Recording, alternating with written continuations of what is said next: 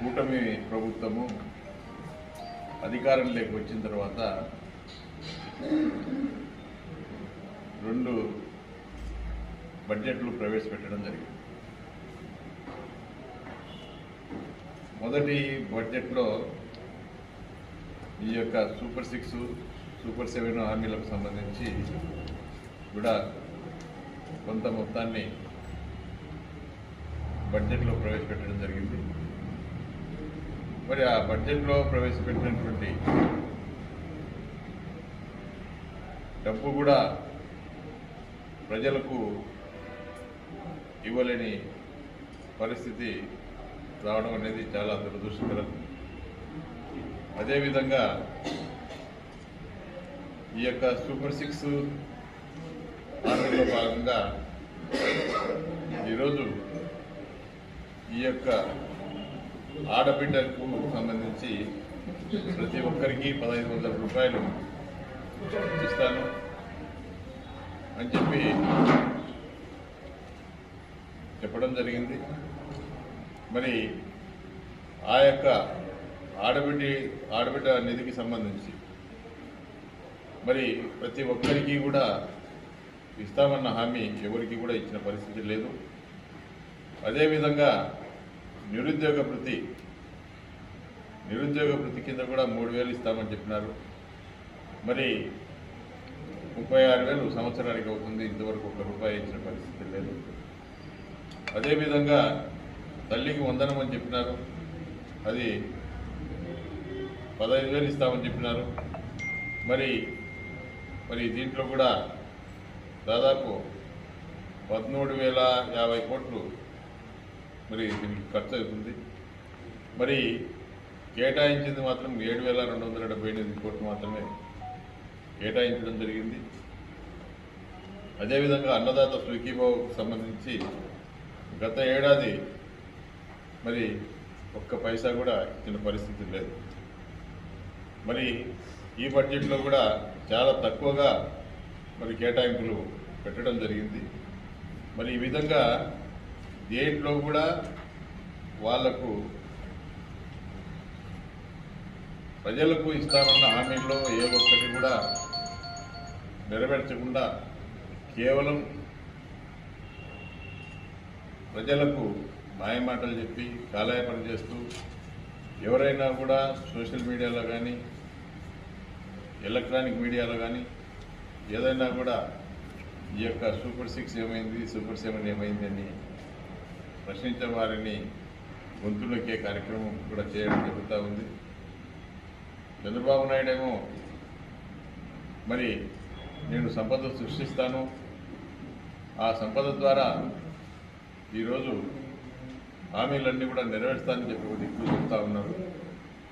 సంపద అంతా కూడా పరుల పాలవుతూ ఉంది. ఈరోజు మన నియోజకవర్గం విషయానికి చూస్తే ఈరోజు నియోజకవర్గంలో వచ్చిన సంపద అంతా కూడా దోపిడీకి గురవుతూ ఉంది. మరి ఈ విధంగా రాష్ట్ర వ్యాప్తంగా కూడా ఈ యొక్క సంపదనంతా కూడా తెలుగుదేశం పార్టీ నాయకులు దోచుకుంటూ పోతాయి. మరి ఏ విధంగా సంపద సృష్టిస్తారు, ఏ విధంగా ఈ యొక్క సూపర్ 6 హామీలు ఏ విధంగా అమలు చేస్తారు, మరి దీనికి సమాధానం చెప్పవలసిన బాధ్యత ప్రభుత్వం మీద ఉంది. మరి ఈరోజు చూస్తూ ఉన్నాం, ఈరోజు మైనింగ్కు ప్రతి సంవత్సరం కూడా ఒక ఇసుక ధరనే దాదాపు 700 కోట్లు ప్రభుత్వానికి రెవెన్యూ వచ్చింది. ఈరోజు ఈ యొక్క రాష్ట్రంలో మరి ఇసుక ఫ్రీ అని చెప్తా ఉన్నారు. మరి ఇసుక ఫ్రీ అని చెప్పినప్పుడు ఆ 375 రూపాయలు ఒక టన్నుకు 375 రూపాయలు రాయల్టీ కట్టి ఇసుకను తెచ్చుకునేవారు. కానీ ఆ డబ్బు మరి ప్రభుత్వానికి మరి ప్రజలకు ఫ్రీగా రావాలి. మరి ఈరోజు ఒక బనగానపల్లి విషయానికి వస్తే కేవలం వీడికి ఒక ట్రిప్పర్ చేరేదానికి 550 రూపాయలు టన్నుకి ఇస్తా ఉన్నారు. మరి ఈరోజు ఈ యొక్క ఇసుక టన్ను 770 రూపాయలకు అమ్ముతా ఉన్నారు.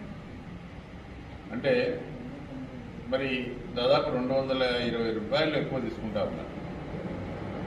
అదేవిధంగా ప్రతిదీ గ్రావెల్ దగ్గర నుంచి ఈరోజు ఈ యొక్క నియోజకవర్గంలోనే చూస్తాం. ఈరోజు పంచాయతీరాజ్ రోడ్లను తవ్వేస్తూ ఉన్నాం, ఆర్ఎంపీ రోడ్లను తవ్వేస్తూ ఉన్నాం. అదేవిధంగా ఈ యొక్క ఉప్పోర్ట్ ల్యాండ్లో తవ్వేస్తూ ఉన్నారు.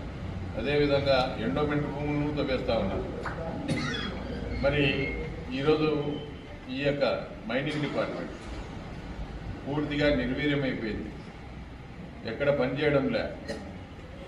మరి గతంలో ఏదైనా కూడా ఎవరైనా కూడా అక్రమంగా మైనింగ్ చేయాలంటే కూడా మరి ప్రభుత్వానికి రాయల్టీ కట్టి ఏదైనా చేసుకునేవారు. ఆ ప్రభుత్వానికి కట్టిన రాయల్టీ ద్వారా ఆ యొక్క సంపద ద్వారా ఈరోజు రాష్ట్రంలో ఉండే 10 మందికి కూడా ఆ డబ్బులు పంచిపెట్టేవారు. కానీ ఈరోజు ఆ పరిస్థితి లేదు. ఈరోజు దాదాపు ఈ 9 నెలల కూటమి ప్రభుత్వం వచ్చిన తర్వాతనే దాదాపు 1,40,000 కోట్లు ఇప్పటికే కేంద్ర ప్రభుత్వం ద్వారా వివిధ ఫైనాన్స్ ద్వారా వివిధ కార్పొరేషన్ల ద్వారా అప్పులు తీసుకురావడం జరిగింది. మరి ఈ 1,50,000 కోట్లు మరి ఎక్కడ ఖర్చు పెడతా ఉన్నారు? ఏ పేదవానికైనా కూడా అమ్మఒడి కానీ, చేయూత కానీ, చేదోడు కానీ, లేదంటే ఈ ఆడబిడ్డ నిధి కానీ, లేదంటే తల్లికి వందనం కానీ ఏది కూడా ఏ ఒక్కటి కూడా అమలు కావడం లేదు. మరి ఈ డబ్బు అంతా ఎక్కడికి పోతా ఉంది? ఏం జరుగుతూ ఉంది ఈ రాష్ట్రంలో? ఈరోజు కేవలం అమరావతి పోలవరం తప్పుతా ఉంది ఈ రాష్ట్రంలో. ఈరోజు కేవలం అమరావతి పోలవరం తప్ప ఇంకా మిగతా రాష్ట్రంలో ఈ రోడ్లు కానీ, ఈరోజు ఎండాకాలం వస్తూ ఉంది, నీటి సమస్య బాగా ఏర్పడే పరిస్థితి వస్తూ ఉంది. ఈరోజు చాలా గ్రామాల్లో ఇప్పటికే ఊర్లలో నీళ్లు లేక చాలా దూరం నుంచి కూడా ప్రజలు నీళ్లు తెచ్చుకునే పరిస్థితి ఉంది. గతంలో మేము అధికారంలో ఉన్నప్పుడు మరి ప్రతి గ్రామానికి OHSR ట్యాంకులు కానీ, జలజీవన్ కింద ఎన్నో కోట్లాది రూపాయలు మనం ఖర్చు పెట్టి చేసినాం. ఈ రోజు వరకు కూడా ఆ యొక్క OHSR ట్యాంకులకు సంబంధించి కనీసం ఒక 1 లక్ష రూపాయలు 2 లక్షలు ఖర్చు పెడితే కనెక్షన్ ఇచ్చే గ్రామాలకు మరి తాగునీటి సమస్య ఉండదు. కనీసం ఆ డబ్బును కూడా మరి ఖర్చు పెట్టే పరిస్థితుల్లో ఈ ప్రభుత్వం లేదు. మరి అదేవిధంగా ఈరోజు ఈ యొక్క అధికారంలోకి రావడం కోసం చంద్రబాబు నాయుడు ఈ యొక్క ప్రతిరోజు కూడా అసెంబ్లీలో ఈరోజు చెప్తా ఉన్నారు, ఈ యొక్క వైఎస్ఆర్ పార్టీ మరి దోపిడీ చేసింది, ఈ యొక్క సంపదనంతా కొల్లగొట్టింది అని చెప్పి చెప్పడం జరుగుతూ ఉంది. ప్రతి నిమిషానికి కూడా గంటలో 60 నిమిషాలు ఉంటే దాదాపు 45 నిమిషాలు జగన్ గురించే మాట్లాడడం జరుగుతుంది, గత ప్రభుత్వం గురించి మాట్లాడడం జరుగుతుంది.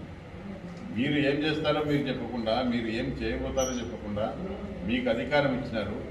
మీకు అధికారం ఇచ్చిన తర్వాత ఆ అధికారాన్ని ఉపయోగించి ప్రజలకు ఈ మేలు చేస్తాం, ఈ మంచి చేస్తాం, మరి ఈ యొక్క సూపర్ 6 అమలు చేస్తాం, లేదంటే ఈ డెవలప్మెంట్ చేస్తామని చెప్పి మీరు చెప్పకుండా ఎంతసేపు జగన్మోహన్ రెడ్డి గారి గురించి, జగన్మోహన్ రెడ్డి నామస్వరం తప్పకుండా ఆయన రోజు ఆయనను తలుచుకోకపోతే వీళ్ళకి నిద్రపడదు. గత ప్రభుత్వం ఈరోజు లైవ్లో వింటా ఉన్నారు ప్రజలందరూ కూడా ఏం చెప్తారు. మనకి ఏదైనా వాళ్ళు ఇచ్చిన హామీలో మనకు డబ్బులు ఏమైనా వస్తాయా, ఈ ప్రభుత్వం వచ్చిన తర్వాత మనకి ఏమైనా మంచి జరుగుతుందా అని చెప్పి ప్రజలు మరి రోజు కూడా టీవీలకు చూస్తూ ఉన్నారు. కానీ ఒక వైఎస్ఆర్ పార్టీని విమర్శించడం, గత ప్రభుత్వం విధ్వంసక ప్రభుత్వం అని చెప్పి చెప్తా ఉన్నారు. ఈరోజు చూస్తూ ఉన్నాం ఎవరు విధ్వంసం చేస్తూ ఉన్నారు. ఏ ప్రభుత్వంలో ఈరోజు మరి ఎంతోమంది వేలాది మంది కార్యకర్తలను, ఈరోజు ఎంతోమంది నాయకులను కూడా జైళ్లకు పంపుతూ ఉన్నారు. మరి రోజు టీవీల్లోనూ పత్రికల ద్వారా కూడా చూస్తూ ఉన్నాం, సోషల్ మీడియాలో చూస్తూ ఉన్నాం. ఎక్కడ పడితే అక్కడ ప్రతి చోట కూడా తెలుగుదేశం పార్టీ నాయకులు మరి ఇళ్లను కూలగొట్టడము, మరి అదేవిధంగా ఈ యొక్క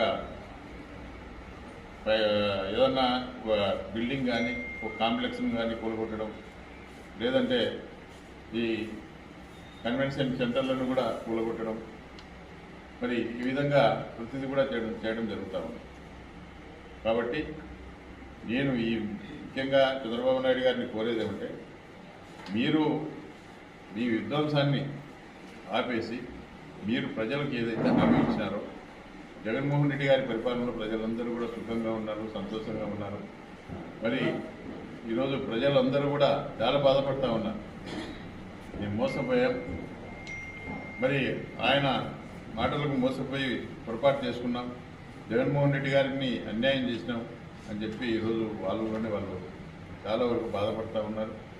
ఏదేమైనప్పటికీ కూడా మీరు అధికారం ఇచ్చినారు కాబట్టి దాదాపు 143 హామీలు మీరు ప్రజలకు ఇచ్చినారు. ఆ 143 హామీల్లో కనీసం ఒక 10% హామీలు కూడా మీరు ఈరోజు వరకు కూడా అమలు చేయలేని పరిస్థితి.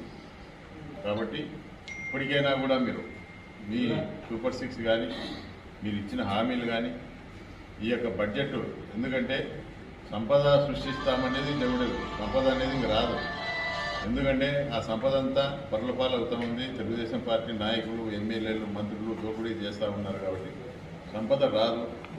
మరి ఉన్న సంపదను కూడా దోచుకుంటూ ఉన్నారు. కాబట్టి మీరు ఇప్పటికైనా కూడా మీ ఎమ్మెల్యేలను కంట్రోల్ చేసి, మరి మీ మంత్రులను కంట్రోల్ చేసి సంపద సృష్టించి ప్రజలకు ఏదైతే హామీలు ఇచ్చినారో హామీలన్నీ కూడా నెరవేర్చాలని చెప్పి కోరుతా ఉన్నాం. అదేవిధంగా మీరు రాజ్యాంగం మీద ప్రమాణం చేసి రాజ్యాంగం ప్రకారం నడుచుకుంటామని చెప్పి మీరు ప్రమాణం చేయడం జరిగింది. మరి రాజ్యాంగానికి లోబడి మీరు ఒక ముఖ్యమంత్రిగా నడుచుకోవాలి తప్ప ఈరోజు పూర్తిగా దిగదారి. ఈరోజు వైఎస్ఆర్ పార్టీ కార్యకర్తలకు కానీ నాయకులకు కానీ గవర్నమెంట్ ద్వారా వచ్చే పథకాలు ఏవైతే ఉన్నాయో ఆ పథకాలు ఇస్తే పాముకు పాలు పోసినట్టే, ఆ పార్టీకి ఇచ్చే పాముకు పాలు పోసి పెంచినట్టే అని చెప్పి మాట్లాడుతూ ఉన్నారు. మరి ఒక రాజ్యాంగబద్ధమైన వ్యక్తి, ఒక ముఖ్యమంత్రి స్థాయిలో ఉన్న వ్యక్తి ఈ విధంగా మాట్లాడడం అనేది ఈరోజు ఎక్కడ చూసినా ప్రజలు చర్చించుకుంటూ ఉన్నారు. మీరు ప్రజలకు ముఖ్యమంత్రి, ఇది వైఎస్ఆర్ పార్టీగా కమ్యూనిస్టు పార్టీకే కాదు. ఈరోజు మీరు ఈ ఆంధ్రప్రదేశ్ యావత్ రాష్ట్రంలో ఉండే 5 కోట్ల మందికి ప్రతినిధి. మీరు అటువంటి వ్యక్తి మీరు ఇంత దిగజారి మాట్లాడడం అనేది చాలా దురదృష్టకరం. ఏదేమైనప్పటికీ కూడా ఇప్పటికైనా కూడా దాదాపు 9 నెలలు పూర్తవుతా ఉంది. మీరు ఇచ్చిన హామీలన్నీ కూడా ఖచ్చితంగా అమలు చేయాలి. మరి ఇప్పటికే ప్రజల మీద భారం పెరుగుతూ ఉంది. ఇప్పటికే దాదాపు 15,000 కోట్ల రూపాయలు ఈ యొక్క విద్యుత్ ఛార్జీల ద్వారా మరి భారం భయపడడం జరిగింది. అదేవిధంగా గతంలో మీరు దాదాపు 14 లక్షల కోట్లు మీరు అప్పు తెచ్చినారని చెప్పడం జరుగుతుంది. కేవలం ఈరోజు కార్డ్ రిపోర్ట్ ప్రకారంగా కూడా కేవలం 6,46,000 కోట్లు మాత్రమే